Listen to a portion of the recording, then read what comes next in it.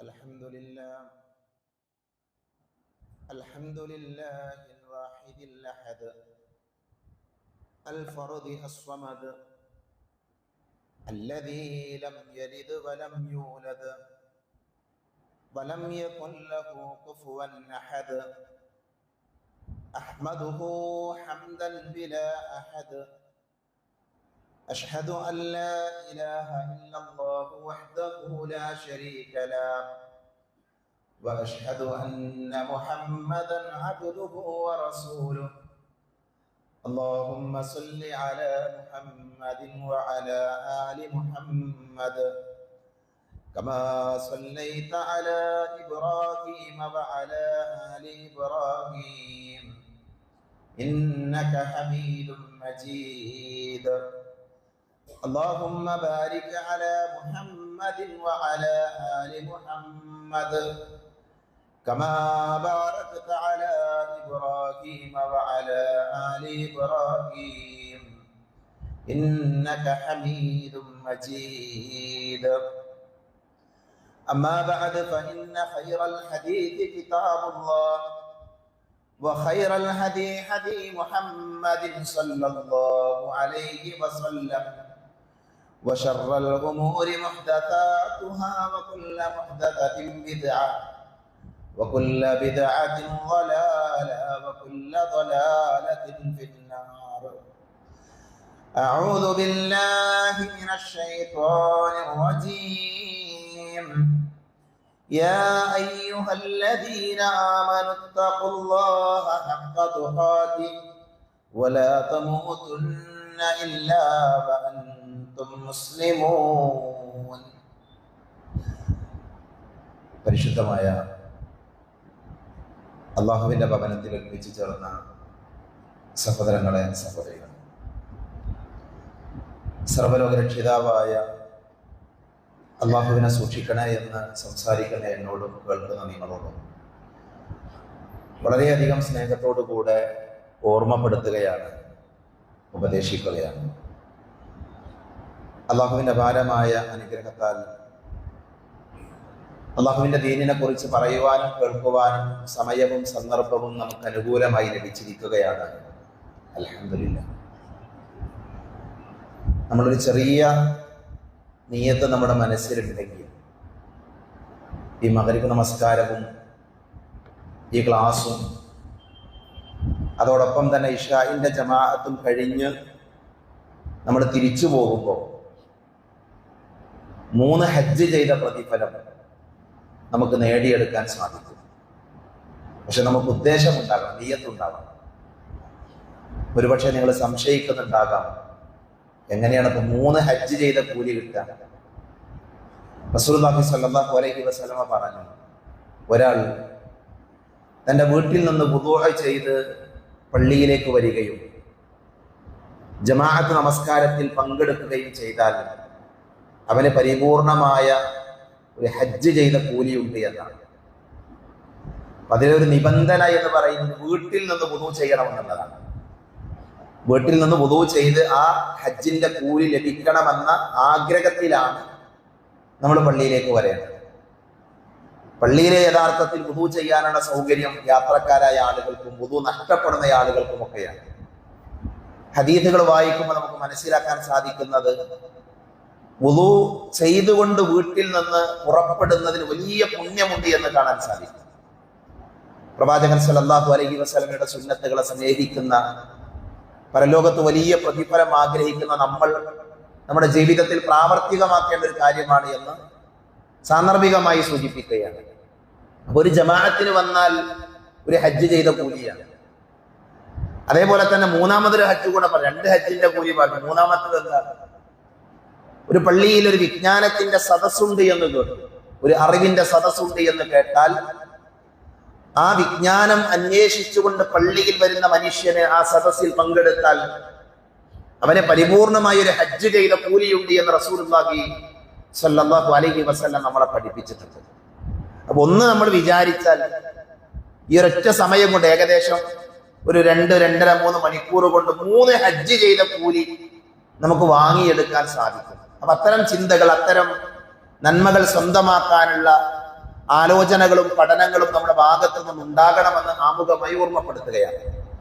നേരത്തെ സാജിദൊക്കെ പറഞ്ഞതുപോലെ തന്നെ വിശുദ്ധ റമദാനിന്റെ മുന്നോടിയായി നമ്മുടെ എല്ലാ റമദാനുകളിലും അഹ്ലൻ റമദാൻ എന്ന പ്രോഗ്രാമുകൾ നടത്താറുണ്ട്. പ്രവാചകൻ സല്ലല്ലാഹു അലൈഹി വസല്ലമ പഠിപ്പിച്ച റമദാനിന്റെ ഹദീസുകൾ, അതിന്റെ മഹത്വങ്ങൾ, ഇതൊക്കെ നിരന്തരം കേൾക്കുന്ന ആളുകളാണ്. ആ ഹദീസുകളൊക്കെ കേട്ട് കേട്ട് മനഃപ്പാടമായ ആളുകളാണ്. പ്രത്യേകിച്ച് മൻ ഖാമ റമദാന ഈമാനൻ വഹ്തിസാബൻ ഗുഫിറ ലഹു മാ തഖദ്ദമ മിൻ ദംബിഹി മൻ സാമ റമദാന ഈമാനൻ വഹ്തിസാബൻ ഗുഫിറ ലഹു മാ തഖദ്ദമ മിൻ ദംബിഹി. ഇതൊക്കെ നമ്മൾ സ്കൂളിൽ പഠിക്കുന്ന കാലത്ത് ജുമുഅയിൽ മുതൽ കേട്ടു തുടങ്ങിയ കാര്യങ്ങളാണ്. അതൊന്നും പറയണ്ട എന്നോ അതൊക്കെ ഒരു ആവർത്തന വിരസതയാണ് എന്നൊന്നുമല്ല ഞാൻ പറഞ്ഞതിന്റെ അർത്ഥം. മറിച്ച് അത്തരം കാര്യങ്ങളൊക്കെ പഠിച്ച മനസ്സിലാക്കിയ ആളുകളാണ്. അതുകൊണ്ട് തന്നെ ഇന്നത്തെ ഈ അഹ്ലൻ റമദാൻ എന്ന പ്രോഗ്രാമിൽ എന്റെ സഹോദരങ്ങളുടെ സഹോദരികളുടെ മുമ്പാകെ ഞാൻ പറയാൻ ശ്രമിക്കുന്നത്, വിശുദ്ധ റമദാനിനെ നമുക്ക് അങ്ങനെ ഫലപ്രദമായിട്ട് ഉപയോഗിക്കാൻ സാധിക്കും. ഈ റമദാനിൽ എന്തൊക്കെ നന്മകൾ നമുക്ക് നേടിയെടുക്കാൻ, എന്തൊക്കെ നമുക്ക് ചെയ്യാൻ പറ്റും എന്ന ഒരു ചിന്തയാണ്, അത്തരം ഒരു ആലോചനകളും ചെറിയ ചില ചിന്തകളുമാണ് ഈ സംസാരത്തിലൂടെ ഞാൻ എൻ്റെ സഹോദരങ്ങളുടെ സഹോദരികളുടെ ശ്രദ്ധയിലേക്ക് കൊണ്ടുവരാൻ ആഗ്രഹിക്കുന്നത്. അല്ലാഹു സുബ്ഹാനഹു വ തആല തൗഫീഖ് നൽകുമാറാകട്ടെ. നമ്മൾ ആദ്യം മനസ്സിലാക്കേണ്ടത്, നമ്മൾ പ്രവേശിക്കുന്നത് റമദാനിലേക്കാണ്. റമദാനിലെ ഏറ്റവും പ്രധാനപ്പെട്ട ഇബാദത്ത് എന്ന് പറഞ്ഞാൽ നോമ്പാണ് എന്ന കാര്യത്തിൽ സംശയമില്ല. റമദാനിലെ നോമ്പ് നിർബന്ധമാണ്. ഇസ്ലാമില് റമദാനിലെ നോമ്പിനെ നമ്മൾ കുറച്ച് സമയത്തേക്ക് മാറ്റിവെച്ച് നോമ്പിനെ കുറിച്ച് നമുക്ക് ചർച്ച ചെയ്യാം. ഇസ്ലാമിലെ നോമ്പിന് വലിയ പ്രാധാന്യമുണ്ട്, നോമ്പിന് വലിയ സ്ഥാനമുണ്ട്. റമദാനിലെ നോമ്പിനല്ല, ഏത് നോമ്പിനും എന്തും ഇസ്ലാമിൽ വലിയ സ്ഥാനമുണ്ട്. അത് മനസ്സിലാക്കാനുള്ള രണ്ട് ചരിത്രങ്ങൾ ഞാൻ നിങ്ങളുടെ ശ്രദ്ധയിലേക്ക് കൊണ്ടുവരാം. ഒന്ന്, പ്രമുഖനായ സ്വഹാബിയാണ് മഹാനായ അബൂ ഉമാമ റളിയല്ലാഹു അൻഹു. അബൂ ഉമാമ റളിയല്ലാഹു അൻഹു നബി സല്ലല്ലാഹു അലൈഹി വസല്ലമയുടെ സമീപത്ത് വന്നൊരു ചോദ്യം ചോദിക്കുന്നുണ്ട്. അബൂ ഉമാമ റളിയല്ലാഹു അൻഹു പറയുന്നു, അദ്ദേഹം ഉദ്ധരിക്കുന്ന ഹദീസാണ്. അദ്ദേഹം പറഞ്ഞു, ബഅത റസൂലുള്ളാഹി സ്വല്ലല്ലാഹു അലൈഹി വസല്ലം ബഅതൻ. പ്രവാചകൻ സല്ലല്ലാഹു അലൈഹി വസല്ലം ഒരു സംഘത്തെ നിയോഗിച്ചു എന്നാണ്. ഒരു സൈന്യത്തെ പ്രവാചകൻ നിയോഗിച്ചു. യുദ്ധത്തിന് വേണ്ടിയാകാം, താക്കീത് നൽകാനാകാം, ഒരു ലക്ഷ്യത്തിന് വേണ്ടി നബി സല്ലല്ലാഹു അലൈഹി വസല്ലം സ്വഹാബികളുടെ കൂട്ടത്തിൽ നിന്നൊരു കൂട്ടം ആളുകളെ തെരഞ്ഞെടുത്ത് അവരെ നിയോഗിക്കുകയാണ്. അപ്പൊ അദ്ദേഹം പറയുന്നത്, ഞാൻ ആ സംഘത്തിലുണ്ട്, ആ കൂട്ടം ആളുകളിൽ ഞാനുണ്ട്. എന്നാൽ അദ്ദേഹം ആ സമയത്ത് നബി സല്ലല്ലാഹു അലൈഹി വസല്ലമയുടെ സമീപത്ത് വന്ന് നബിയോട് പറഞ്ഞു, യാ റസൂലല്ലാഹ്, അല്ലാഹുവിന്റെ പ്രവാചകരെ, ഉദ്ഉല്ലാഹ അയ്യർസുഖനി അഷ്ഹദ. നബിയെ, നിങ്ങൾ നിയോഗിച്ച ഈ സൈന്യത്തിൽ ഞാനുണ്ട്. ഈ സൈനിക പോരാട്ടത്തിൽ ഞാൻ ഷഹീദാകാൻ വേണ്ടി നിങ്ങൾ ദുആ ചെയ്യണമെന്നാണ്. ഞാൻ ധർമ്മസമരത്തിൽ പങ്കെടുത്ത് ഷഹീദാകാൻ നിങ്ങൾ പ്രാർത്ഥിക്കണം. നോക്കൂ, നിങ്ങളൊരു മനുഷ്യൻ വന്ന് ആവശ്യപ്പെടുന്നത് ആ യുദ്ധത്തിൽ പങ്കെടുത്തതിൽ ഷഹീദാകാൻ, അങ്ങനെ സ്വർഗം കിട്ടണം. അതാണ് അദ്ദേഹത്തിന്റെ ആവശ്യം. പക്ഷെ റസൂലുള്ളാഹി സ്വല്ലല്ലാഹു അലൈഹി വസല്ലം പ്രാർത്ഥിക്കും, അല്ലാഹുമ്മ സല്ലിംഹും വഗന്നിംഹും, അല്ലാഹുമ്മ സല്ലിംഹും വഗന്നിംഹും. വല്ലാത്ത പ്രയോഗങ്ങളാണ്. അള്ളാഹുവിന്റെ റസൂൽ പറഞ്ഞത്, അല്ലാഹുവേ, ഇദ്ദേഹത്തെ നീ രക്ഷപ്പെടുത്തണേ എന്നാണ്, ഇദ്ദേഹത്തെ നീ സുരക്ഷിതനാക്കണേ എന്നാണ് നബി പ്രാർത്ഥിച്ചത്. ഷഹീദാകാൻ വേണ്ടി ദുആ ചെയ്തില്ല. അല്ലാഹുമ്മ സല്ലിംഹും വഗന്നിംഹും, അല്ലാഹുവേ, അദ്ദേഹത്തിനെയും ആ സംഘത്തെ നീ സുരക്ഷിതരാക്കുകയും അതോടൊപ്പം തന്നെ അവർക്ക് നീ ഗനീമത്ത് സ്വത്ത് നൽകി അവരെ അനുഗ്രഹിക്കുകയും ചെയ്യണേ എന്ന് പ്രാർത്ഥിച്ചു. അബൂ ഉമാമ റളിയല്ലാഹു അൻഹു പറയാണ്, യുദ്ധം അവസാനിച്ചു. ഫസലിംന വഗനിംന, ഞങ്ങൾ സുരക്ഷിതരായി മടങ്ങിയെത്തി. വഗനിംന, ഞങ്ങൾക്ക് ധാരാളം ഗനീമത്ത് സ്വത്തും ലഭിച്ചു, യുദ്ധാർജിത സമ്പത്തും ഞങ്ങൾക്ക് ലഭിച്ചു. എന്നിട്ട് അദ്ദേഹം പറഞ്ഞു, തുമ്മ ബഅത ജൈശൻ ആഖർ, മറ്റൊരു സമയത്ത് നബി സല്ലല്ലാഹു അലൈഹി വസല്ലമ വേറെ ഒരു സൈന്യത്തെ തയ്യാറാക്കി. ആ സൈന്യത്തിലും ഞാനുണ്ട്, അബൂ ഉമാമയുണ്ട്. അപ്പൊ അബൂ ഉമാമ വീണ്ടും നബിന്റെ അടുക്കൽ ചെന്ന് നബിയോട് പറഞ്ഞു, അല്ലാഹുവിന്റെ റസൂലേ, ഉദ്ഉല്ലാഹ അയ്യർസുഖനി അഷ്ഹദ, ഞാൻ ഷഹീദാകാൻ വേണ്ടി നിങ്ങൾ ദുആ ചെയ്യണം നബിയെ. നബി നേരത്തെ പ്രാർത്ഥിച്ചതുപോലെ തന്നെ പ്രാർത്ഥിച്ചു, അല്ലാഹുമ്മ സല്ലിംഹും വഗന്നിംഹും. യുദ്ധം അവസാനിച്ചു. അദ്ദേഹം പറഞ്ഞു, ഫസലിംന വഗനിംന, ഞങ്ങൾ സുരക്ഷിതരായി മടങ്ങി വന്നു, ഞങ്ങൾക്ക് ഗനീമത്ത് സ്വത്ത് ലഭിച്ചു.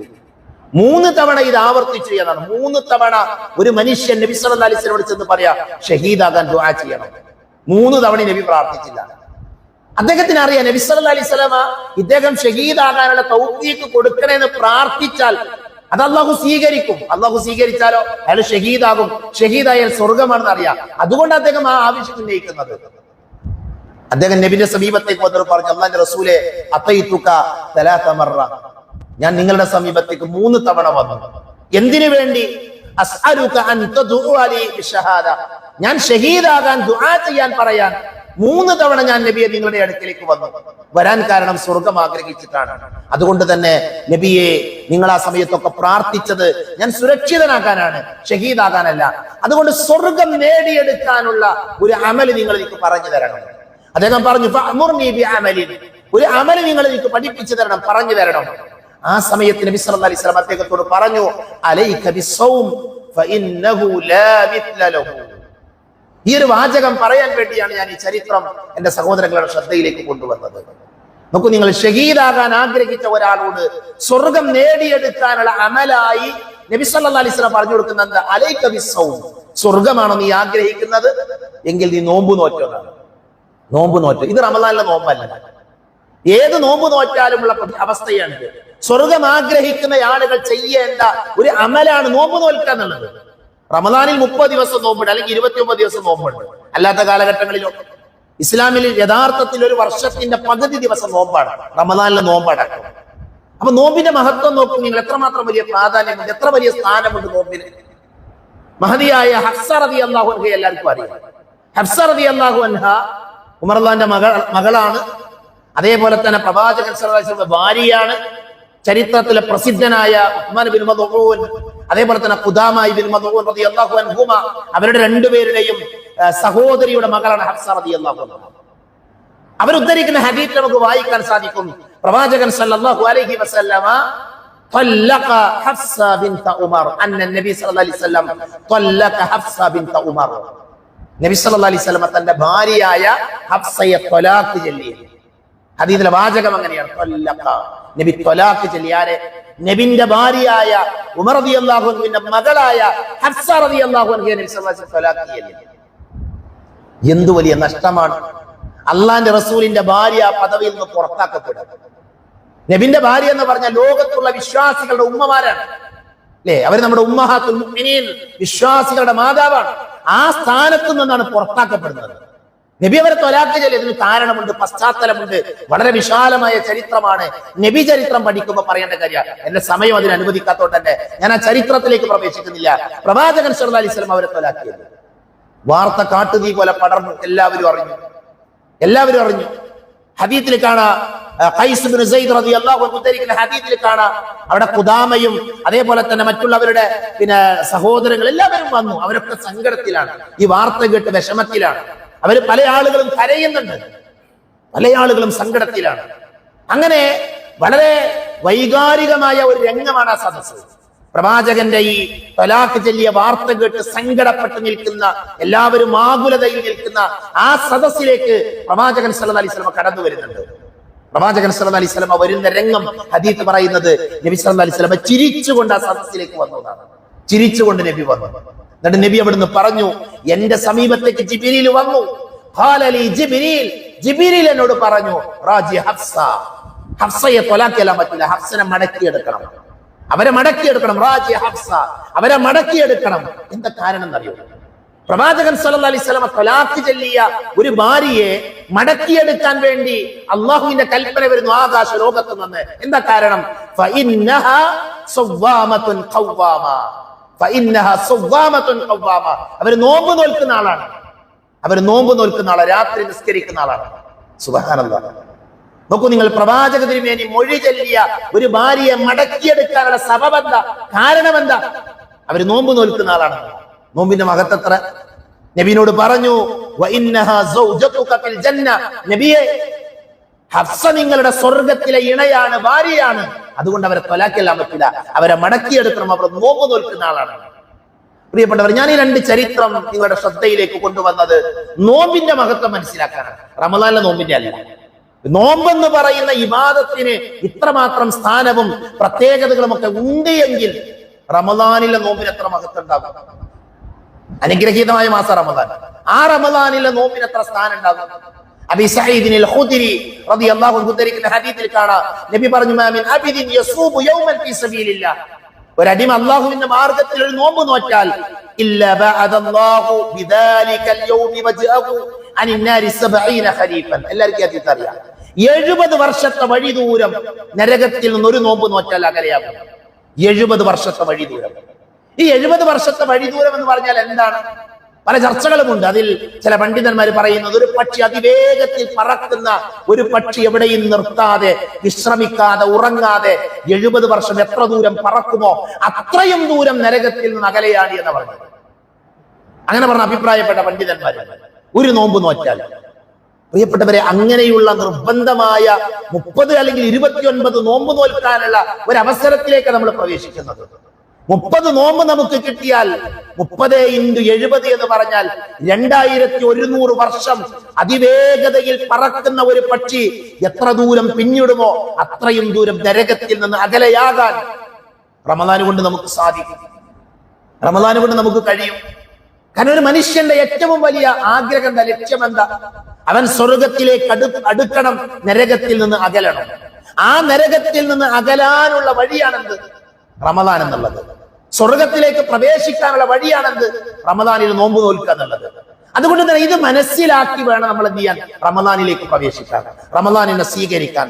സാധാരണ പണ്ഡിതന്മാർ പറയാറുണ്ട്, നമ്മൾ റജബ് മാസം കഴിഞ്ഞ് ഷഅബാനിൽ കടന്നാണ് റമദാനിലേക്ക് പോവുക. റജബിന്റെ പ്രത്യേകത എന്താ? റജബ് വിത്തിറക്കുന്ന മാസം എന്നാ പറയാ. കൃഷി ചെയ്യുന്ന മാസം, ഭൂമി കിളച്ച് അതിൽ വിത്തൊക്കെ നടുന്ന മാസമാണ് റജബ്. ഷഅബാനോ? ഷഅബാൻ അതിൽ വെള്ളം ഒഴിക്കേണ്ട മാസമാണ്.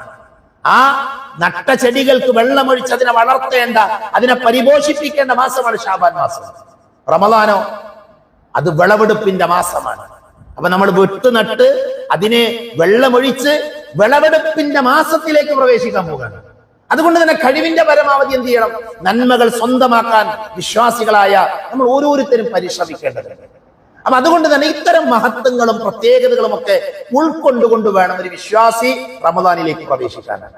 റമദാനിലേക്ക് പ്രവേശിക്കുമ്പോൾ ഒന്നാമത് നമ്മൾ മനസ്സിലാക്കേണ്ട ഒരു കാര്യം, റമദാനിലെ നോമ്പ് നിർബന്ധമാണെന്നുള്ളതാണ്. റമദാനിലെ നോമ്പ് നിർബന്ധമാണ്. ഇസ്ലാമിൽ ആദ്യം നിർബന്ധമാക്കിയ നോമ്പ് ആശൂറ നോമ്പായിരുന്നു. ആദ്യം നിർബന്ധമായ നോമ്പ് ആശൂറ നോമ്പായിരുന്നു. മുഹറം 9-ന്റെയും 10-ന്റെയും ആ നോമ്പിലെ ആശൂറ നോമ്പാണ് ആദ്യം നിർബന്ധമാക്കിയത്. പിന്നീട് യാ അയ്യുഹല്ലദീന ആമനൂ കുതിബ അലൈക്കുമുസ് സിയാം കമാ കുതിബ അലൽ ലദീന മിൻ ഖബ്ലികും ലഅല്ലകും തത്തഖൂൻ എന്ന ആയത്ത് ഇറങ്ങിയപ്പോൾ എന്ത് ചെയ്തു? ആശൂറ നോമ്പ് നിർബന്ധമാണ് എന്ന വിധി ദുർബലപ്പെട്ടു. എന്നിട്ട് ഈ നോമ്പ് നിർബന്ധമാണ്. ഈ നോമ്പ് അല്ലാഹു എന്ത് ചെയ്തു? നിർബന്ധം. അവിടെ തന്നെ ചോയ്സ് ഉണ്ടായിരുന്നു. തഫ്സീറുകളിൽ കാണാം, ഈ ചില ആളുകൾക്ക് വേണമെങ്കിൽ എന്ത് ചെയ്യാം? ഒന്നെങ്കിൽ നോമ്പ് നോക്കാം, അല്ലെങ്കിൽ ഫിദിയ കൊടുത്താൽ മതി. നിർബന്ധമല്ല, നോമ്പ് നിർബന്ധമാണ്. പക്ഷേ ആ നോമ്പിൽ നിന്ന് ഇളവ് സ്വീകരിക്കാം. വേണമെങ്കിൽ ഫിദിയ കൊടുത്ത് നോമ്പൊന്ന് ഒഴിവാക്കാം. അങ്ങനെയായിരുന്നു ആദ്യ കാലഘട്ടങ്ങളിൽ. ഫമൻ ശഹിദ മിൻകും അശ്ശഹറ ഫൽയസും എന്ന ആയത്തിറങ്ങിയപ്പോൾ എന്ത് ചെയ്തു? മുകളിൽ പറഞ്ഞ യാ അയ്യുഹല്ലദീന ആമനൂ കുതിബ അലൈക്കുമുസ് സിയാം എന്ന ആയത്തും ദുർബലമായി. അതിന്റെ അർത്ഥം എന്താ? നോമ്പ് പിന്നെ നിർബന്ധമായി. നിങ്ങളുടെ മേൽ നോമ്പ് നിർബന്ധമാണ്, വേണമെങ്കിൽ ഫിദിയ കൊടുത്ത് ഒഴിവാക്കാമായിരുന്നു. പക്ഷെ അതും ദുർബലമായി. പിന്നെ ആ റമദാൻ മാസത്തിൽ ഹാജറുള്ള ആളുകൾ അവരെന്ത് ചെയ്യണം? അവർ നോമ്പ് നോൽക്കണം. എന്നുള്ള നിർബന്ധം വന്നു. ആർക്കാ ഒഴിവുള്ളത്? ഒഴിവുള്ള ആളുകൾ ഒന്ന് പിന്നെ കുട്ടികളാണ്, പ്രായപൂർത്തിയെത്താത്ത ആളുകളാണ്. അതേപോലെ തന്നെ ഹൈലും നിഫാസുമുള്ള സ്ത്രീകൾ, അവര് ഹൈലുകാരിയാണ് എങ്കിൽ നിഫാസുകാരിയാണ് എങ്കിൽ നോമ്പ് നോൽക്കൽ ഹറാമാണ്, നോൽക്കാൻ പാടില്ല. അവർ പിന്നീട് നോറ്റുകൂട്ടുകയാണ് വേണ്ടത്. യാത്രക്കാരായ ആളുകൾക്ക് നോമ്പിൽ ഇളവുണ്ട്, അവർ നോമ്പ് നോൽക്കലല്ല നല്ലത്, നോമ്പ് ഒഴിവാക്കലാണ് ഉത്തമം.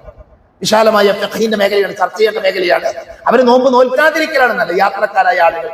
അതേപോലെ തന്നെ മജ്നൂൻ, ഭ്രാന്തരായ ആളുകൾ, ബുദ്ധിയില്ലാത്ത ആൾക്കാർ, അങ്ങനെ ഇളവ് നൽകപ്പെട്ട ആളുകൾ, ആധിക്യം കാരണം പ്രായം വർദ്ധിച്ച് നോമ്പ് നോൽക്കാൻ ശക്തിയില്ലാത്ത ദുർബലരായി അവർക്ക് ഇളവുണ്ട്. ബാക്കിയുള്ള ആൾക്കാരൊക്കെ എന്ത് ചെയ്യണം?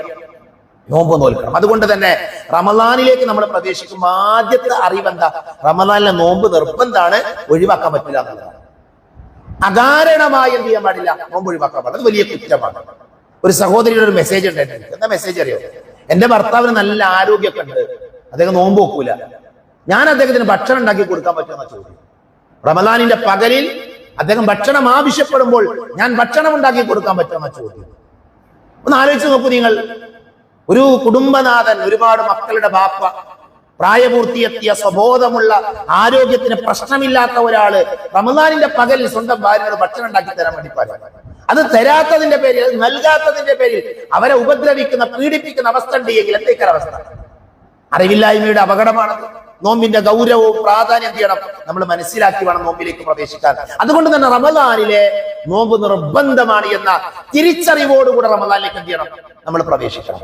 അതേപോലെ തന്നെ റമദാനിന്റെ ഫളായിലുകൾ നമ്മൾ ഒറ്റയടിക്കൊന്ന് മനസ്സിലാക്കി പോകും. ഒന്ന്, ലോകത്ത് അല്ലാഹു സുബ്ഹാനഹു വ തആല മനുഷ്യരെ നേരിലേക്ക് നയിക്കാൻ വേണ്ടി പല സന്ദർഭങ്ങളിലും വേദഗ്രന്ഥങ്ങൾ നൽകിയിട്ടുണ്ട്. ഖുർആൻ അടക്കമുള്ള വേദഗ്രന്ഥങ്ങൾ, എല്ലാ വേദഗ്രന്ഥവും ഖുർആൻ, സബൂർ, തൗറാത്ത്, ഇതൊക്കെ അവതരിപ്പിച്ച ഏതിലാ? റമദാനിലാണ്. എല്ലാ വേദഗ്രന്ഥങ്ങളും അള്ളാഹു നൽകിയത് റമദാനിലാണ് എന്ന് പറയുമ്പോൾ ആ മാസത്തിന്റെ മഹത്വം എത്രയാണ്? വേദങ്ങൾ നൽകാൻ വേണ്ടി റബ്ബ് തെരഞ്ഞെടുത്ത മാസമാണ് റമദാൻ. റമദാനിന്റെ ആദ്യത്തെ 13 ദിവസങ്ങൾക്കിടയിലാണ് തൗറാത്തും ഇഞ്ചീലും സബൂറും എല്ലാം പ്രവാചകന്മാർക്ക് അള്ളാഹു നൽകിയത് എന്ന് സ്വഹീഹായ ഹദീസുകൾ നമുക്ക് കാണാൻ പറ്റും. സ്വർഗത്തിന്റെ കവാടം തുറക്കും, നരകത്തിന്റെ കവാടം അടക്കും, പാപങ്ങൾ പൊറുക്കപ്പെടും, ഇങ്ങനെ ഒരുപാട് മഹത്വങ്ങൾ റമദാനിലുണ്ട്. അവിടെ നമ്മൾ വായിക്കേണ്ട ഒരു ഭാഗമുണ്ട്. പാപങ്ങൾ പൊറുക്കപ്പെടുമെന്ന് പറയുമ്പോൾ ഒരു റമദാനിൽ ഒരാൾ നോമ്പ് നോറ്റു, അടുത്ത റമദാനിൽ നോമ്പ് നോറ്റാൽ അതിന്റെ ഇടയിലുള്ള പാപങ്ങൾ പൊറുക്കപ്പെടുമെന്ന് പറയും. അതേപോലെ രാത്രി നിസ്കരിച്ചാൽ അവന്റെ മുൻപ് കഴിഞ്ഞുപോയ പാപങ്ങൾ പൊറുക്കപ്പെടുമെന്ന് പറയും. റമദാനിലെ നോമ്പ് നോറ്റാൽ അവന്റെ മുൻപ് കഴിഞ്ഞുപോയ പാപങ്ങൾ പൊറുക്കപ്പെടുമെന്ന് നമ്മൾ പഠിക്കാറുണ്ട്. അവിടെ ഒരു നിയമം പഠിക്കണം. ഈ ഏത് പാപ പൊറുക്കപ്പെടാം എന്ന് പറഞ്ഞാൽ അതിനർത്ഥം എന്താ അറിയോ? വൻ പാപങ്ങൾ ഉണ്ട് എങ്കിൽ അത് അല്ലാഹു പൊറുക്കൂല. മനസ്സിലായോ? വൻ പാപങ്ങൾ ഉണ്ടെങ്കിൽ അല്ലാഹു പൊറുക്കൂല. അപ്പൊ ഏതാ ഈ വൻ പാപങ്ങൾ? ഏതാ? നമ്മൾ മദ്രസന്ന് പഠിച്ചു 7 വൻ പാപങ്ങൾ. അതിന് ഷിർക്കുണ്ട്, പലിശുണ്ട്, ഖത്ലുൻ നഫ്സ് ഉണ്ട്, സത്യവിശ്വാസിനികളായ സ്ത്രീകളെ കുറിച്ച് അപവാദം പറയലുണ്ട്, യുദ്ധത്തിന് പിന്തിരിഞ്ഞോടലുണ്ട്.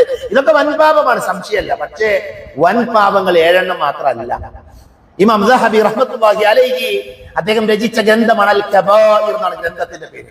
അൽ കബായിർ, വൻപാപങ്ങൾ. 70ഓളം വൻപാപങ്ങളെ അദ്ദേഹം എണ്ണിയിട്ടുണ്ട്. ഞാനത് പറഞ്ഞെന്തിനറിയാം? ആ വൻപാപങ്ങളെ കുറിച്ച് പഠിക്കണം.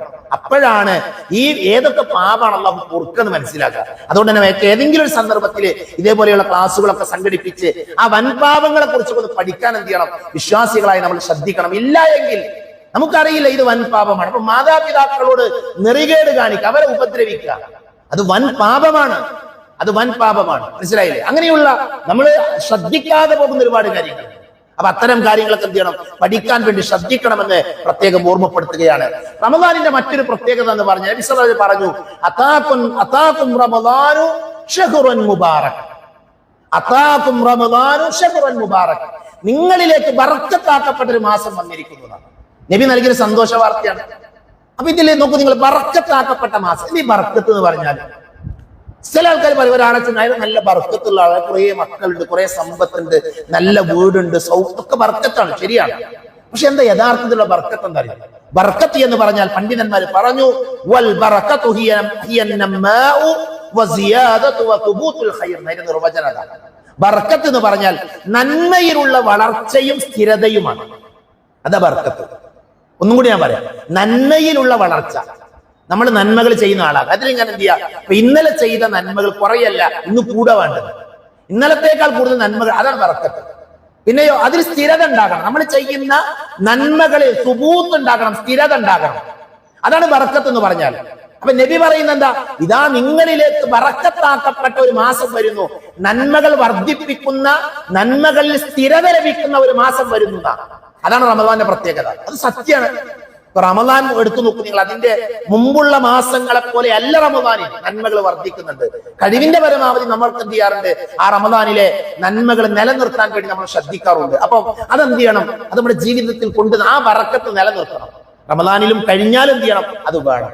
അത് നമ്മൾ ശ്രദ്ധിക്കേണ്ട കാര്യമാണ്. അപ്പൊ അനുഗ്രഹീതമായ ബറക്കത്താക്കപ്പെട്ട മാസം എന്ന് പറഞ്ഞാൽ നന്മകൾ വർദ്ധിപ്പിക്കുന്ന, ആ നന്മകൾ ജീവിതത്തിൽ സുബൂത്തോടുകൂടെ അത് ഉറച്ചു നിർത്തുന്ന ആളുകളായിട്ട് എന്ത് ചെയ്യണം?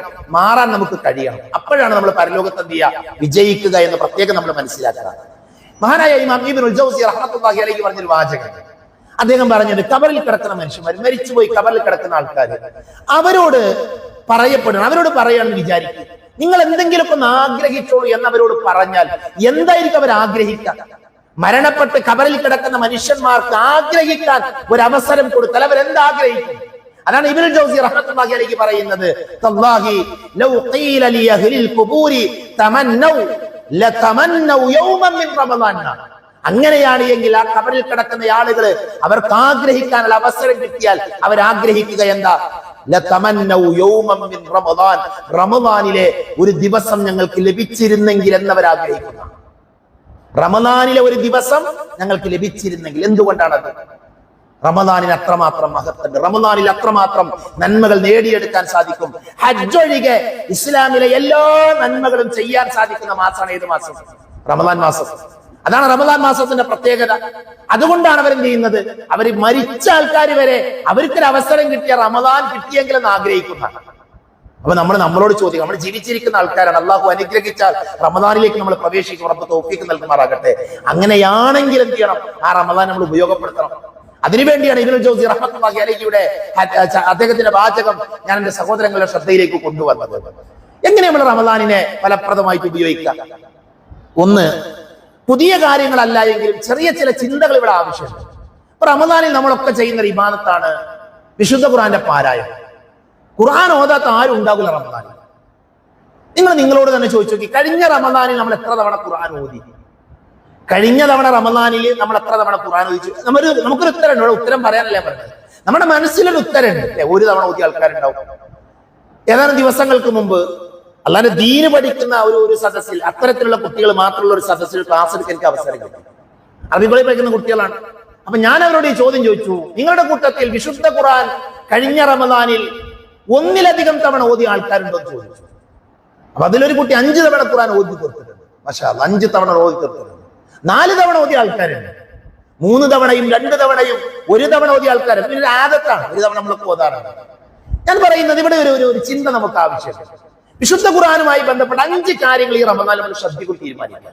വരാൻ പോകുന്ന റമദാനിൽ ഖുർആനുമായി ബന്ധപ്പെട്ട 5 കാര്യങ്ങൾ നമ്മൾ ശ്രദ്ധിക്കാം. അതിലൊന്ന് മുറാജഅത്തുൽ ഖുർആനാണ്. മുറാജഅത്തുൽ ഖുർആൻ എന്ന് പറഞ്ഞാൽ എന്താ? മുറാജഅ നടത്തുക. നമ്മൾ പഠിച്ചിട്ടുണ്ട്, ഖുർആനിൽ പലതും നമ്മൾ പഠിച്ചിട്ടുണ്ട്. നമുക്ക് ഹിഫ്ളുള്ള ഭാഗങ്ങളുണ്ട്. അതൊന്നും എന്ത് ചെയ്യണം? ഒന്ന് ആർക്കെങ്കിലും ഒന്ന് ഓതിക്കൊടുത്ത് ആ പഠിച്ച ഭാഗങ്ങൾ ഒന്ന് ഉറപ്പുവരുത്താൻ എന്നുള്ളത് എന്ത് ചെയ്യണം? റമദാനിൽ നടക്കണം. മനസ്സിലായില്ലേ? അതേപോലെ തന്നെ രണ്ടാമത്തെ വിഷയം എന്താ? ഇൽമു തജ്വീദാണ്. തജ്വീദ് പഠിക്കണം. ഞാൻ വിശദീകരിക്കാം. മൂന്നാമത്തെ കാര്യം എന്താ? ഹിഫ്ളുൽ ഖുർആനാണ്. ഖുർആൻ കുറച്ചെങ്കിലും ഹിഫ്ളാക്കാൻ റമദാൻ എന്ത് ചെയ്യണം? നമുക്ക് ഉപയോഗപ്പെടുത്താൻ പറ്റണം. നാലാമത്തെ തദബ്ബുറുൽ ഖുർആനാണ്. ഖുർആൻ ആശയം പഠിക്കണം. അഞ്ചാമത്തെ ഖിറാഅത്തുൽ ഖുർആനാണ്. ഖുർആൻ പാരായണം ചെയ്യണം. ഞാൻ ഈ ഖിറാഅത്തുൽ ഖുർആൻ അവസാനം കൊണ്ടുവരാൻ കാരണം ഇത് നമ്മളെല്ലാം ചെയ്യണമാണ്. ഖുർആൻ ഓതുക എന്നുള്ളത് നമ്മളെല്ലാവരും ചെയ്യുന്ന കാര്യമാണ്. അത് വേണ്ട, നല്ലത് വേണം, അത് പുണ്യമുള്ള കാര്യമാണ്. പക്ഷേ അതിന്റെ മുകളിൽ മുറാജയും ഇൽമു തജ്വീദും അതേപോലെ തന്നെ തദബ്ബുറും ഹിഫ്ളും ഒക്കെ കൊണ്ടുവരാൻ കാരണം അത് പലപ്പോഴും നമ്മൾ മറന്നു പോകുന്ന ഒരു മേഖലയാണ്. അതുകൊണ്ട് തന്നെ ഈ 5 കാര്യങ്ങൾ ഈ റമദാനിൽ നമ്മുടെ ജീവിതത്തിൽ ഉണ്ടാകുന്ന തീരുമാനിക്കുക. എന്നിട്ട് എന്ത് ചെയ്യുക? എന്നിട്ട് നമ്മൾ റമദാനിലേക്ക് നമ്മൾ പ്രവേശിക്കുക. അപ്പൊ അതിലെ ഖുർആൻ പാരായണം എടുത്ത് നോക്കൂ. നിങ്ങൾ കഴിഞ്ഞ റമദാനിൽ 1 തവണ ഓതിയ ആൾക്കാരുണ്ട്. 1 തവണ ഓതിയ ആൾക്കാരുണ്ട്. ഞാൻ പറഞ്ഞു അവിടുന്ന് ഒന്ന് വിജയിക്കണം. നമ്മൾ 2 തവണ ഓതുന്ന അവസ്ഥയിലേക്ക് വരണം. 1 തവണ ഓതുക എന്നുള്ളത് പ്രയാസമുള്ള കാര്യമല്ല. എല്ലാ നിസ്കാരത്തിന്റെ ശേഷം, നിസ്കാരത്തിന് മുമ്പ് 2 പേജും ശേഷം 2 പേജും ഓതിയാൽ എന്ത് ചെയ്യാൻ പറ്റും? ഒരു ദിവസം 1 ജുസ് ഓതാൻ പറ്റും. 5 നേരത്തെ നിസ്കാരമുണ്ട്. അപ്പൊ നിസ്കാരത്തിന് മുമ്പ് 2 പേജ്, ശേഷം 2 പേജ്, അങ്ങനെ ഓതിയാൽ എന്ത് ചെയ്യാൻ പറ്റും? ഒരു ദിവസം 1 ജുസ്. അപ്പൊ 30 ദിവസം കൊണ്ട് എന്ത് ചെയ്യാൻ പറ്റും? 30 ജുസ് ഓതി തീർക്കാം. ഒരു പ്രയാസമല്ല, വലിയ ബുദ്ധിമുട്ടുള്ള കാര്യമല്ല. എന്തായാലും പള്ളിയിൽ വരുന്ന ആൾക്കാരാണ്, നിസ്കരിക്കുന്ന ആൾക്കാരാണ്. എന്ന സഹോദരങ്ങളെ, ആ 2 പേജ് എന്നുള്ളത് 4 ആക്കിയാലോ? 2 പേജ് എന്നുള്ളത് 4 ആക്കിയാൽ നമുക്ക് 2 തവണ ഖുർആൻ ഓതി തീർക്കാൻ പറ്റും. 4 ഉള്ളത് 6 ആക്കിയാലോ? 3 തവണ ഓതാൻ പറ്റും. 6 ഉള്ളത് 8 ആക്കിയാലോ? 4 തവണ ഓതി തീർക്കാൻ പറ്റും. അപ്പൊ ഇവിടെ ഒരു പുരോഗതി നമുക്ക് ഉണ്ടാകണം. കഴിഞ്ഞ റമദാൻ പോലെ ആകരുത് ഈ റമദാൻ. നമ്മുടെ ജീവിതത്തിൽ ഏറ്റവും നല്ല റമദാനായിട്ട് എന്ത് ചെയ്യണം? വരാൻ പോകുന്ന റമദാനിനെ മാറ്റുമെന്ന ഒരു ദൃഢനിശ്ചയം നമുക്ക് ഉണ്ടാകണം. ഇഞ്ഞൊരു റമദാനെ ഇതന്നെ സ്വീകരിക്കാൻ നമ്മൾ ഉണ്ടാകുമെന്ന് ഉറപ്പില്ല. പിന്നല്ലേ അടുത്തത്? എത്ര ആളുകളാണ് ഒരു പക്ഷേ കഴിഞ്ഞ റമദാൻ ഈ പള്ളിയിലെ 1ാമത്തെ സഫിൽ ഇരുന്ന, അതേപോലെ തന്നെ ഈ പള്ളിയിൽ നമസ്കരിച്ച നമ്മുടെ കൂടെ ഉണ്ടായിരുന്ന പല ആളുകളെയും നമ്മൾ കബറിൽ കൊണ്ടുപോയി വെച്ചിട്ടില്ലേ? അവരുടെ ശരീരത്തിൽ, അവരുടെ ഖബറിലേക്ക് മണ്ണിട്ട് അവർക്ക് വേണ്ടി തസ്ബീഹ് ചോദിച്ച് തിരിച്ചു പോന്നവരാ നമ്മൾ.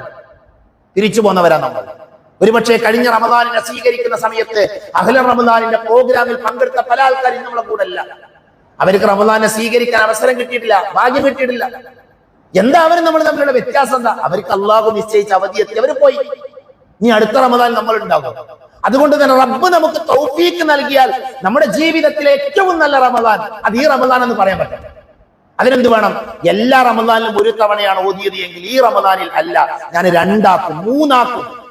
അങ്ങനെ ഓതുന്ന ഒരവസ്ഥയിലേക്ക് ഖുർആൻ പാരായണവുമായി ബന്ധപ്പെട്ട ഒരു ചിന്ത നമ്മൾ എന്ത് ചെയ്യണം? ഉണ്ടാക്കിയെടുക്കണം.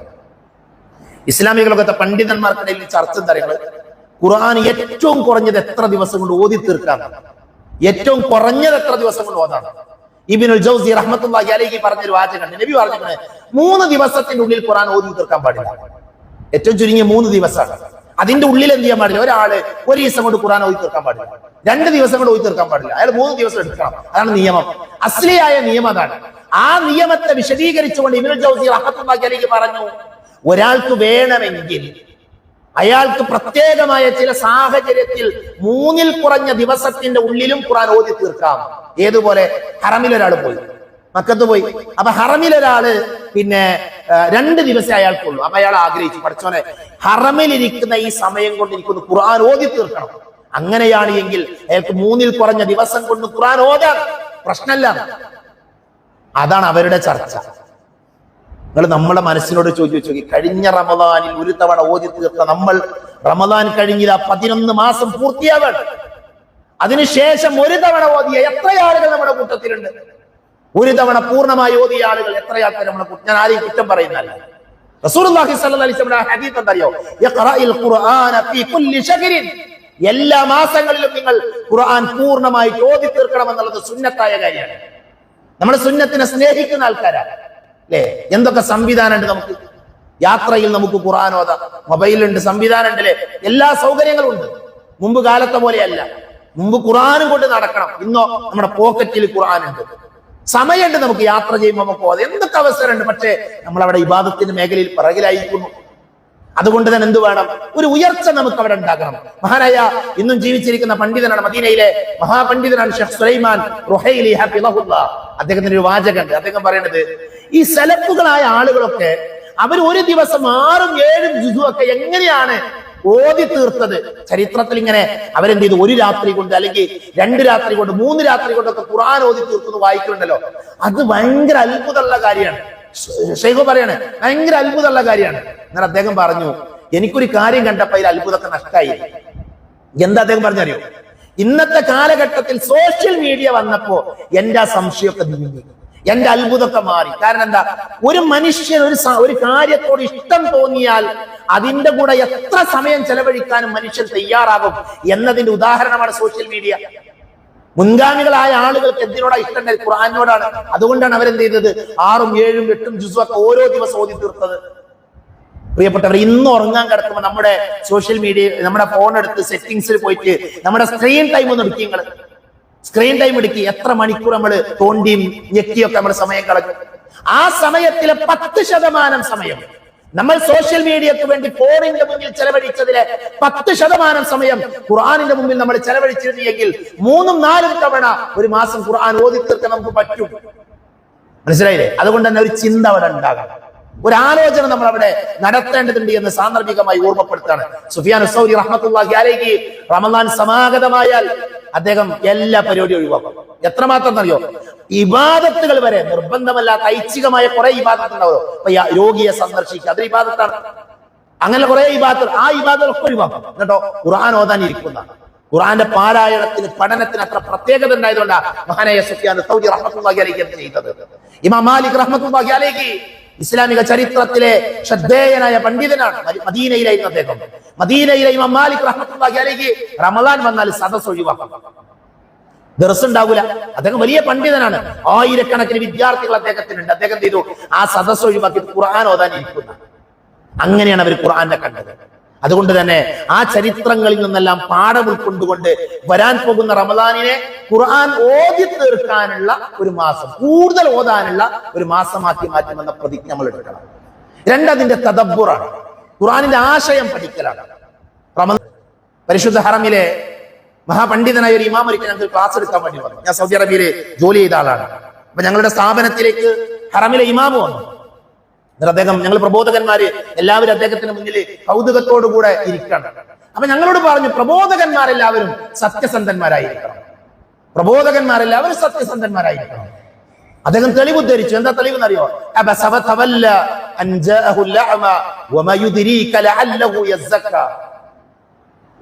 പ്രബോധകൻ സത്യസന്ധനാകണം എന്നുള്ളതിന് അദ്ദേഹം ഉദ്ധരിച്ച തെളിവാണത്. എവിടെ അതിൽ സത്യസന്ധൻ എന്ന വാചകം എവിടെ? നേരിട്ട് എങ്ങനെ നമുക്ക് ഇത് മനസ്സിലാകാം? തഫ്സീർ പഠിക്കുമ്പോൾ മനസ്സിലാകും. കാരണം അതിന്റെ അർത്ഥം എന്താ?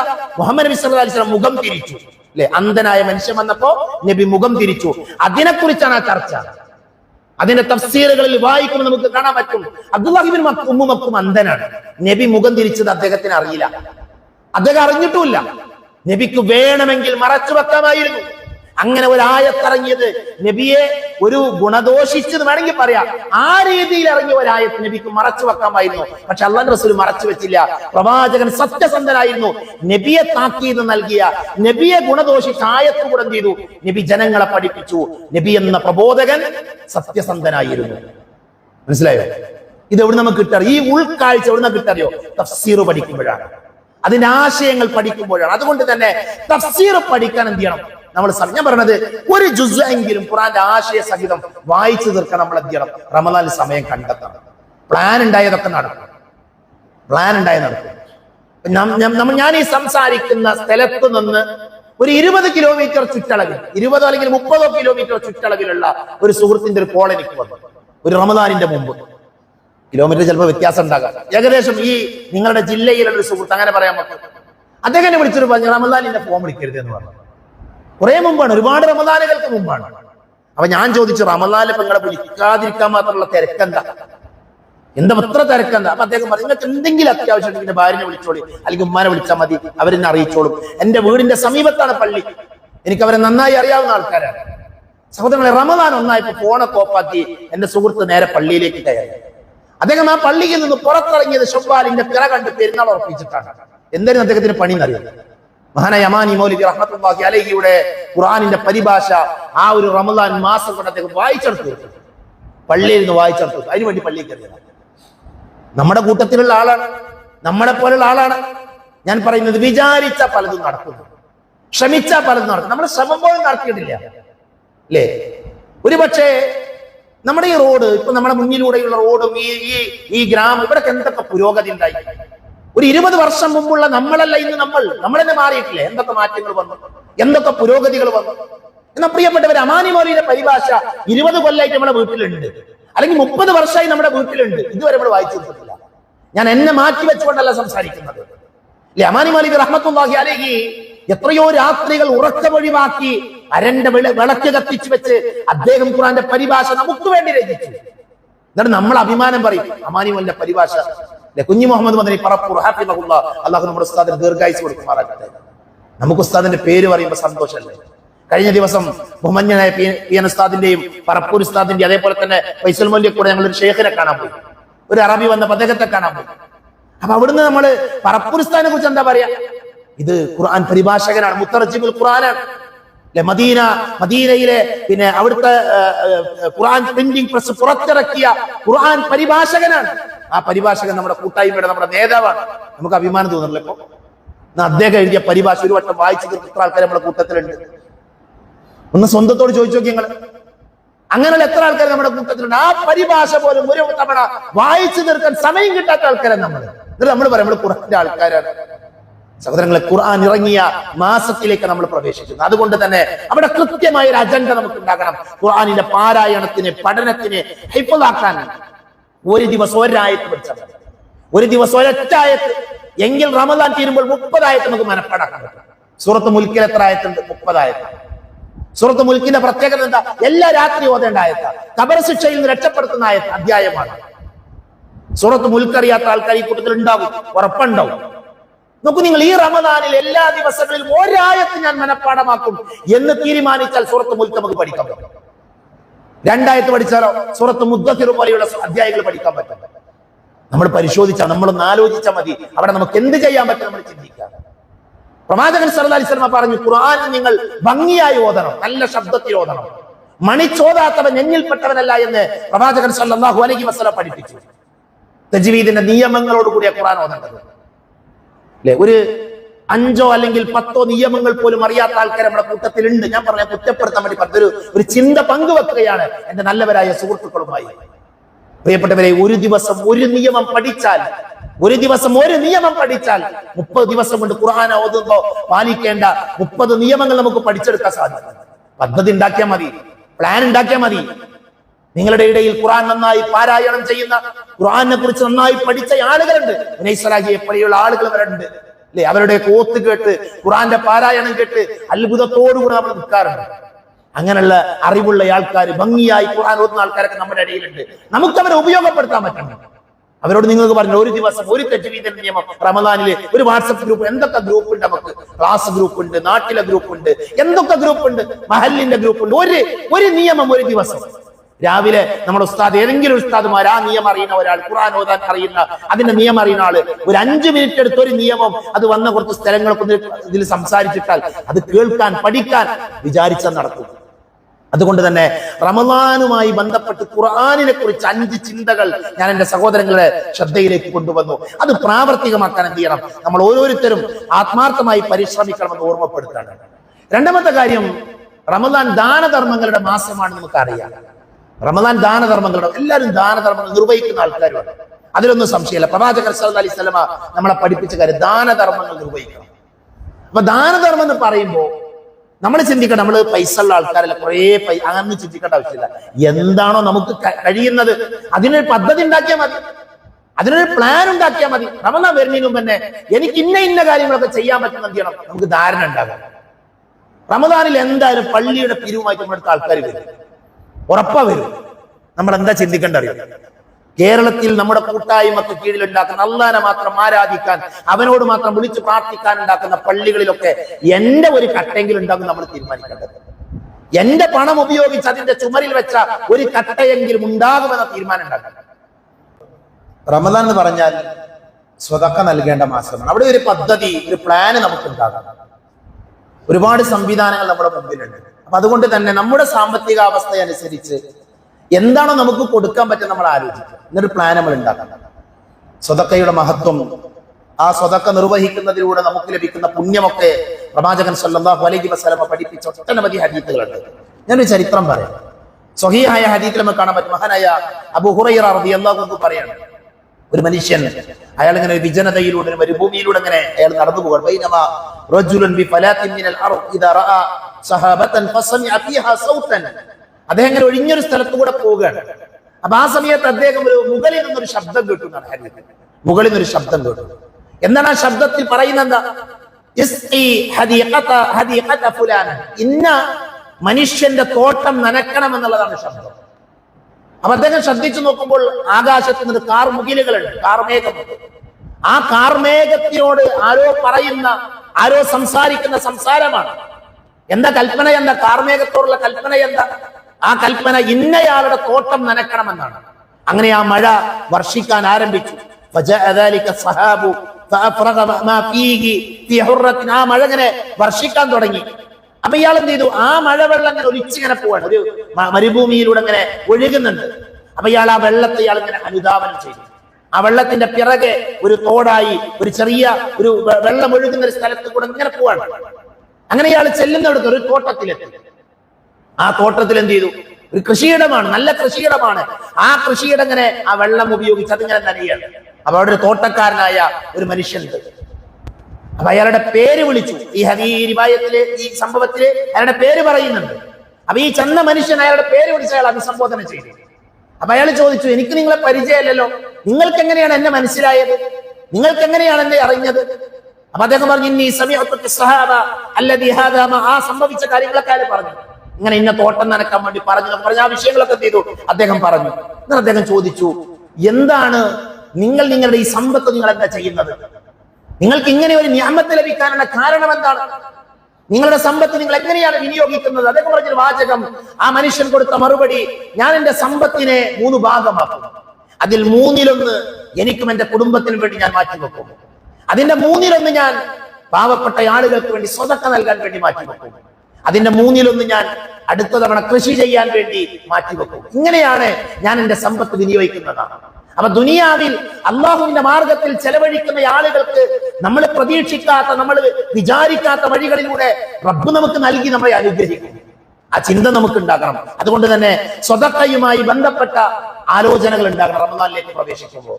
മഹാപണ്ഡിതനായ ശൈഖുൽ ഇസ്ലാം ഇബ്നു തൈമിയ്യ റഹ്മത്തുള്ളാഹി അലൈഹി അദ്ദേഹം നിസ്കരിക്കാൻ പള്ളിയിൽ പോകുമ്പോൾ സ്വതക്ക കൊടുക്കാൻ വേണ്ടി എന്തെങ്കിലും എടുക്കുന്നതാണ്. എന്തെങ്കിലും എടുക്കാതെ അദ്ദേഹം പള്ളിയിൽ പോകില്ല, സ്വതക്ക കൊടുക്കും അദ്ദേഹം. അതേപോലെ തന്നെ പിന്നെ തൽഖ് ഇബ്നു ഹബീബ് റഹ്മത്തുള്ളാഹി അലൈഹി അദ്ദേഹം സ്ഥിരമായി സ്വതക്ക കൊടുക്കുന്ന ആളാണ്. ഒരു ദിവസം അദ്ദേഹത്തിന് സ്വതക്ക കൊടുക്കാൻ ഒന്നുമില്ല. അപ്പൊ അദ്ദേഹം അടുക്കളയിൽ പോയി നോക്കും, ഒരു ഉള്ളിയെ കിട്ടിയത്. ഉള്ളി, ആ ഉള്ളി അരയിൽ തിരികെ അദ്ദേഹം പുറത്തിറങ്ങിയതാണ്. ഉള്ളി ആവശ്യമുള്ള ആരെങ്കിലും ഉണ്ടെങ്കിൽ അവർക്ക് കൊടുക്കാൻ വേണ്ടി, അത്രയും സ്വതക്ക കൊടുക്കാൻ വേണ്ടി എന്ത് ചെയ്തു, അവർ മത്സരിച്ചിരുന്ന അബ്ദുല്ലാഹി ഇബ്നു ഉമർ റളിയല്ലാഹു അൻഹു ഒരു നോമ്പ് നോറ്റാൽ ഒരു മിസ്കീനിന്റെ കൂടെയായിരുന്നു നോമ്പ് തുറന്നത്. ഒരു മിസ്കീന്റെ കൂടെ, ഒരു പാവപ്പെട്ട ആളെ കൂടെ ഇരുത്തി എന്ത് ചെയ്യുക, അദ്ദേഹം നോമ്പ് തുറക്കുക. അങ്ങനെ സ്വതക്ക കൊടുക്കാൻ എന്ത് ചെയ്യുമായിരുന്നു, അവർ മത്സരിക്കുമായിരുന്നു. അതുകൊണ്ട് തന്നെ നമ്മുടെ അടുക്കലേക്ക് വരുന്ന രോഗികൾ, ഡയാലിസിസ് രോഗികൾ ഉണ്ടാകും. പല പെരുന്നാൾ ഈദ് കിസ്വ എന്ന് പറഞ്ഞ സംവിധാനം ഉണ്ട്. അപ്പൊ നമ്മൾ ആലോചിക്കുക, നമ്മുടെ സമ്പത്ത് അർഹരായ ആളുകളുടെ കൈകളിലേക്ക് എത്താനുള്ള സംവിധാനങ്ങൾ ഒരുക്കാൻ വേണ്ടി എന്ത് ചെയ്യണം, ഈ റമദാനില് നമ്മൾ ശ്രദ്ധിക്കും. പ്രത്യേകിച്ച് റമദാനിലെ അവസാനത്തെ 10, അതിൽ 10 ദിവസം എന്ത് ചെയ്യണം, ഒരു ചെറിയ സ്വതക്കെങ്കിലും കൊടുക്കണം. നമ്മുടെ പള്ളിയിൽ ഒരു ബോക്സ് വെച്ചാൽ മതി. ഈ പള്ളിയുടെ പരിപാലനത്തിന് വേണ്ടി ഒരു ബോക്സ് ഉണ്ടെങ്കിൽ പ്രിയപ്പെട്ടവരെ, എല്ലാ ദിവസം 10 രൂപ ഇട്ടാല്, ചെറിയ സംഖ്യയില് 10 രൂപ നമ്മളെല്ലാവരും റമദാനിലെ അവസാനത്തെ 10 എല്ലാ ദിവസവും കൊണ്ടുവന്നിട്ടാൽ എന്താ സംഭവിക്കുക, ലൈലത്തുൽ ഖദറിന്റെ രാവിൽ സ്വതക്ക നൽകിയ കൂലി നമുക്ക് കിട്ടും. 1000 മാസങ്ങളേക്കാൾ ശ്രേഷ്ഠതയുള്ള രാത്രിയിൽ ഒരു 10 രൂപ കൊടുത്താൽ അതിന്റെ പ്രതിഫലം എത്രയാ? അതുകൊണ്ട് പോസിറ്റീവായിട്ട് നമ്മൾ ചിന്തിക്കുക, എങ്ങനെ നമുക്ക് റമദാനിനെ ഉപയോഗപ്പെടുത്താം എന്ന ചിന്ത ഉണ്ടാകണം. റമദാൻ അവസാനിക്കുമ്പോൾ 30 നോമ്പ് നോറ്റു എന്ന സമാധാനം മാത്രമല്ല ഉണ്ടാകേണ്ടത്, അതിന്റെ കൂടെ ഒരു 30 നോമ്പിന്റെ കൂലി കൂടി കിട്ടണം. ഒരു 30 നോമ്പ് നമ്മൾ നോക്കും, അതിന്റെ കൂടെ ഒരു 30 ആള് നോമ്പ് തുറപ്പിച്ചാലോ, അവർക്ക് നോമ്പ് തുറപ്പിച്ചതിനാൽ അവരുടെ നോമ്പിന്റെ കൂലി അവർക്ക് കുറയാതെ നമുക്ക് കിട്ടും. മനസ്സിലായില്ലേ? അതുകൊണ്ട് എന്ത് ചെയ്യണം, ഏറ്റവും ചുരുങ്ങിയത് ഒരു 30 ആളെ റമദാനിൽ ഞാൻ നോമ്പ് തുറപ്പിക്കുക. അത് വലിയ ആർഭാടത്തിന്റെ ആഘോഷത്തിന്റെ ഒന്നും ആവശ്യമില്ല. ഇവിടെ നമ്മൾ പുണ്യമാണ് പ്രതീക്ഷിക്കുന്നത്. ഒരാവശ്യമായ രീതിയിൽ എന്ത് ചെയ്യുക, നോമ്പ് തുറപ്പിക്കുക എന്ന പുണ്യം നേടിയെടുക്കാൻ എന്ത് ചെയ്യണം, ആ മേഖലയിൽ നമ്മൾ ശ്രദ്ധിക്കേണ്ടതുണ്ട്. അതേപോലെ തന്നെ ദീന് ഞാൻ അവസാനിപ്പിക്കാണ്, ദീന് കേൾക്കാനും പഠിക്കാനും റമദാനിൽ പ്രത്യേകം നമ്മൾ സമയം കണ്ടെത്തണം. പ്രത്യേക സമയങ്ങൾ ദീന് കേൾക്കണം. നമ്മൾ ദീന് കേൾക്കുമ്പോഴാണ് നമ്മുടെ ജീവിതത്തിൽ മാറ്റം ഉണ്ടാകുക. ദീന് കേൾക്കുന്നതിൽ നിന്ന് എപ്പോ നമ്മൾ അകന്നോ, നമ്മൾ ദീനിൽ നിന്ന് അകന്നു, യാതൊരു സംശയമല്ല. മനസ്സിലായില്ലേ? ദീനി രംഗത്ത് നിന്ന് മാറിയാൽ നമ്മളെ ശൈത്താൻ പിടികൂടും. ഇബ്നു കത്തീർ റഹ്മത്തുള്ളാഹി അലൈഹി ഒരു ചരിത്രം പറയുന്നുണ്ട്. ഇബ്നു കത്തീർ റഹ്മത്തുള്ളാഹി, മുസ്ലിങ്ങളായ ആളുകൾ നാട്ടിൽ നിന്ന് ഒരു നാട് ആക്രമിക്കാൻ വേണ്ടി, ഒരു നാട്ടിൽ പ്രശ്നം ഉണ്ടായപ്പോ അവിടെ ആ നാട്ടിലുള്ള ആളുകളെ നേരിടാൻ വേണ്ടി സൈന്യം പോയി യാത്ര പോകുന്നുണ്ട്. അപ്പൊ അതിൽ ഖുർആനൊക്കെ പഠിച്ച നല്ലൊരു ഹാഫിളുണ്ട്.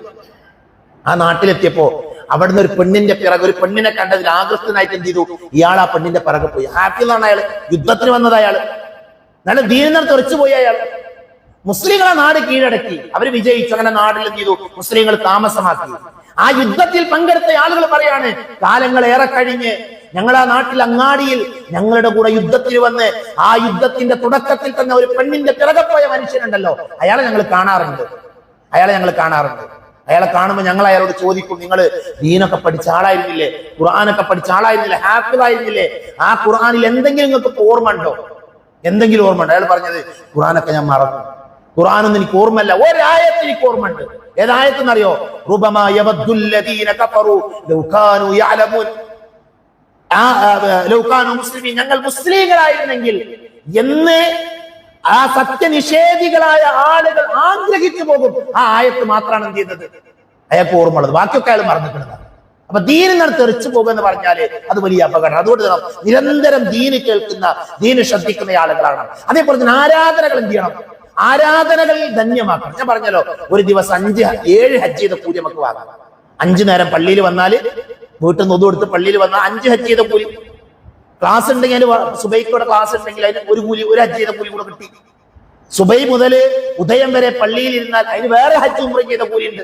ഇതൊക്കെ സ്വഹീഹായ ഹദീസുകൾ വന്ന വിഷയങ്ങളാണ്. അപ്പൊ അങ്ങനെ ആരാധനകളിൽ എന്ത് വേണം, കൃത്യമായ ശ്രദ്ധ ഉണ്ടാകണം. വുദു എടുക്കുമ്പോൾ പൂർണ്ണാകണം, വുദുവിൽ അബദ്ധമില്ല എന്ന് എന്ത് ചെയ്യണം, നമ്മൾ ഉറപ്പുവരുത്തണം. അങ്ങനെ പ്രത്യേകമായി റമദാന് വേണ്ടി നമ്മൾ ഒരുങ്ങണം. ഒരു കാര്യം ഓർമ്മപ്പെടുത്താനുള്ളത്, പല ആളുകളും ഏറ്റവും കൂടുതൽ ഉറങ്ങിയത് എപ്പോഴാണെന്ന് അറിയാം. നമ്മളൊക്കെ ഏറ്റവും കൂടുതൽ ഉറങ്ങിയത് ഉമ്മാന്റെ ഗർഭാശയത്തിലാണ്. പിന്നെ നമ്മൾ ഏറ്റവും കൂടുതൽ ഉറങ്ങുന്നത് റമദാൻ മാസത്തിലാണ്. അതിനൊരു മാറ്റം പാടും. റമദാൻ ഉറങ്ങാനുള്ള മാസമല്ല, പ്രത്യേകിച്ച് രാവിലെ സമയം. രാവിലെ ഉറങ്ങാൻ വേണ്ടിയാണ് പല ആൾക്കാർ ഉപയോഗിക്കുക. സഹോദരങ്ങളെ, പ്രഭാത സമയം എന്ന് പറഞ്ഞാൽ ബർക്കത്താക്കപ്പെട്ട സമയമാണ്. നബിന്റെ പ്രാർത്ഥന എന്താ അറിയാം? അല്ലാഹുമ്മ ബാരിക് ലി ഉമ്മതി ഫീ ബുകൂരിഹാ, അള്ളാഹുവേ എന്റെ ഉമ്മത്തിന്റെ പ്രഭാത സമയത്ത് നീ ബറക്കത്ത് ചൊരിയണം പ്രാർത്ഥന. ആ പ്രാർത്ഥന കേട്ട സഹർ എന്ന് പറയുന്ന സ്വഹാബി അത് വലിയ കച്ചവടക്കാരനാണ്. അയാൾ എന്ത് ചെയ്തു? അയാളെ കച്ചവടം നേരെ രാവിലെ സമയത്താക്കി. രാവിലെ സമയത്ത് കച്ചവടത്തിനുള്ള യാത്ര ഇതൊക്കെ രാവിലെ പുറപ്പെടുക. സഹറിന്റെ ചരിത്രം റളിയല്ലാഹു അൻഹു, ആ മദീനയുടെ ചരിത്രം വായിക്കുമ്പോൾ സഹർ റളിയല്ലാഹു അൻഹുവിന് മരിക്കണ രംഗുണ്ട്. അപ്പൊ ആളുകൾ പറഞ്ഞു തരും, മദീനയിലെ ഏറ്റവും സമ്പന്നനായ താജിർ മരണപ്പെട്ടു. അയാൾ എങ്ങനെ സമ്പന്നനായതല്ലേ? നബിന്റെ പ്രാർത്ഥന കേട്ടിട്ട് തന്റെ കച്ചവടം രാവിലെ സമയത്തേക്ക് മാറ്റി. ബറക്കത്താക്കപ്പെട്ട സമയം. അതുകൊണ്ട് ആ ബറക്കത്താക്കപ്പെട്ട സമയം ഉറങ്ങി തീർക്കരുത്. പ്രത്യേകിച്ച് റമദാൻ എന്ത് ചെയ്യാൻ പാടില്ല, നമ്മൾ ഉറങ്ങാൻ പാടില്ല എന്ന് അത് തീരെ ഉറങ്ങണ്ടെന്നല്ല ഞാൻ പറഞ്ഞതിന്റെ അർത്ഥം. ആ ഉറങ്ങാനുള്ള മാസാക്കിയിട്ട് റമദാൻ നമ്മൾ മാറ്റാൻ പാടില്ല. ആ കാര്യങ്ങൾ എന്ത് ചെയ്യണം, നമ്മൾ ശ്രദ്ധിക്കണം. പ്രാർത്ഥനയുടെ മാസമാണ്. നന്നായി പ്രാർത്ഥിക്കുന്ന, അള്ളാഹുവിനോട് ദുആ ചെയ്യുന്ന ഒരു മാസമാക്കി എന്ത് ചെയ്യണം, റമദാനിനെ നമ്മൾ മാറ്റുക. അങ്ങനെ മൊത്തത്തിൽ റമദാനിനെ ഫലപ്രദമാക്കാൻ എന്തൊക്കെ, ഞാൻ കുറച്ച് കാര്യങ്ങൾ പറഞ്ഞിട്ടുള്ളൂ, എന്തൊക്കെ നമുക്ക് ചെയ്യാൻ പറ്റും നമ്മൾ ആലോചിക്കുക. എന്നിട്ട് എന്ത് ചെയ്യുക, റമദാനിനെ ഫലപ്രദമാക്കി മാറ്റാൻ വേണ്ടി നമ്മൾ ശ്രദ്ധിക്കുക. അല്ലാഹു സുബ്ഹാനഹു വ തആല റമദാനിനെ ഏറ്റവും നന്നായി ഉപയോഗിക്കുന്ന നല്ല വിശ്വാസികളുടെ കൂട്ടത്തിൽ എന്നെയും നിങ്ങളെയും ഉൾപ്പെടുത്തി അനുഗ്രഹിക്കുമാറാകട്ടെ. അറിഞ്ഞുമറിയാതെയും നമ്മുടെ ജീവിതത്തിൽ സംഭവിച്ചു പോയ ചെറുതും വലുതുമായ എല്ലാ തെറ്റുകുറ്റങ്ങളും അല്ലാഹു പുറത്ത് മാപ്പാക്കി തരുമാറാകട്ടെ. രോഗം കൊണ്ട് ബുദ്ധിമുട്ടുന്ന ധാരാളം ആളുകൾ നമ്മുടെ ഇടയിലുണ്ട്. അല്ലാഹു അവർക്ക് ശിഫ നൽകുമാറാകട്ടെ. മരണപ്പെട്ടു പോയവരുണ്ട്. അല്ലാഹു അവർക്ക് മഗ്ഫിറത്ത് നൽകുമാറാകട്ടെ. റമദാനിനെ സ്വീകരിക്കാനും റമദാനിലെ നന്മകൾ സ്വന്തമാക്കാനും റബ്ബ് നമ്മെ എല്ലാവരെയും അനുഗ്രഹിക്കുമാറാകട്ടെ. اللهم اغفر للمؤمنين والمؤمنات والمسلمين والمسلمات الاحياء منهم والاموات. اللهم اجرنا من النار. اللهم اجرنا من النار. ربنا آتنا في الدنيا حسنه وفي الاخره حسنه وقنا عذاب النار. امين امين برحمتك يا ارحم الراحمين. واخر دعوانا الحمد لله رب العالمين. السلام عليكم ورحمه الله وبركاته.